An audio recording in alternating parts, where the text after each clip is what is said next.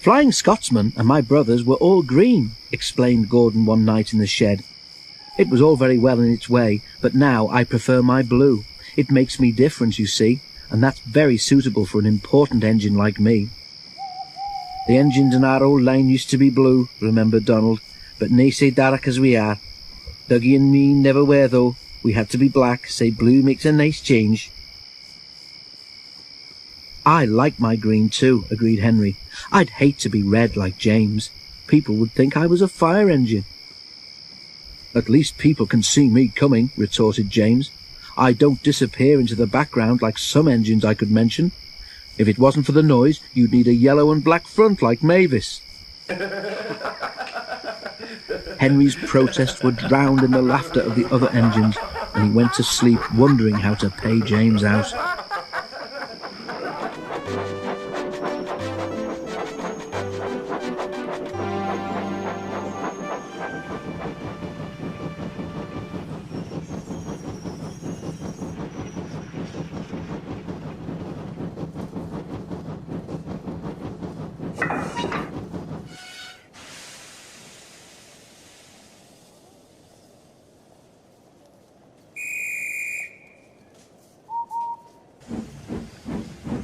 "What can be wrong? What can be wrong?" wondered the coaches anxiously as Henry pulled noisily away from the big station. "Do come along! Do come along!" Henry snorted impatiently.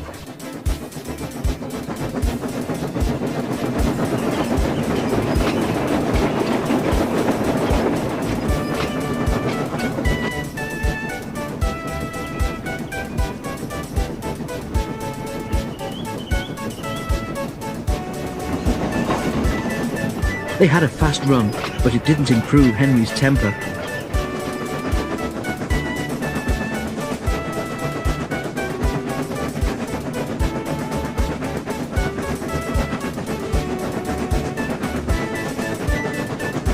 He bumped the coaches when they reached the end of the line, and again when he backed onto them for the return journey.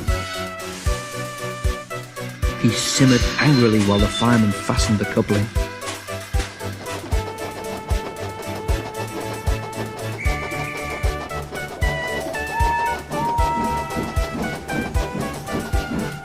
No one noticed a rattle from beneath Henry's footplates as he snorted away, and soon the train was running well.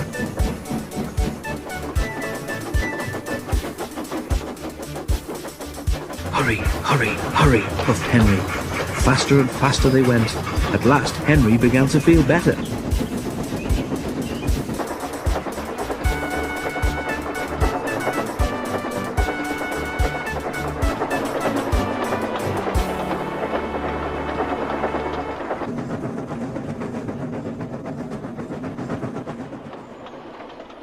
Suddenly he heard a crack from below his cab.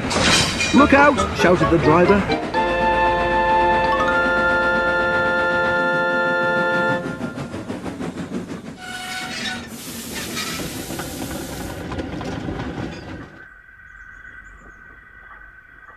"We must drop Henry's fire," said the driver urgently. "It will be dangerous to let him boil dry now that we can't get more water from the tender." The fireman agreed. "Sorry, old boy," he said to Henry, "just when we'd got it going nicely too. But if you hadn't banged about so much, you wouldn't have broken your tender coupling."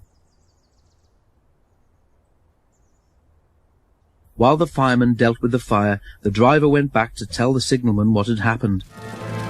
When he returned, he found Henry completely hidden in a huge cloud of black smoke which billowed from beneath his cab. The fireman emerged, choking. "Henry's fire set the sleepers alight," he spluttered.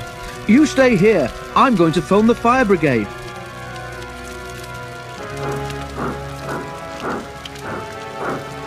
The driver eased Henry clear of the blaze, and then Edward came to take his train on.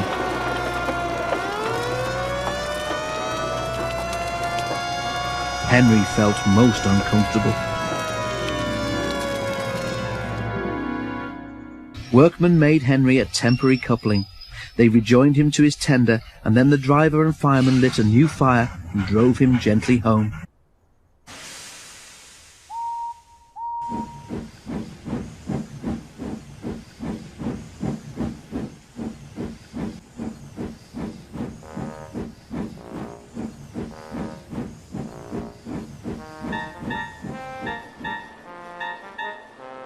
Edward, who had of course seen everything, told the others.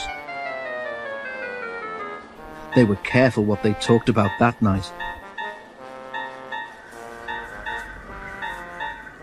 As for Henry, he was touchy on the subject of fires for some time afterwards.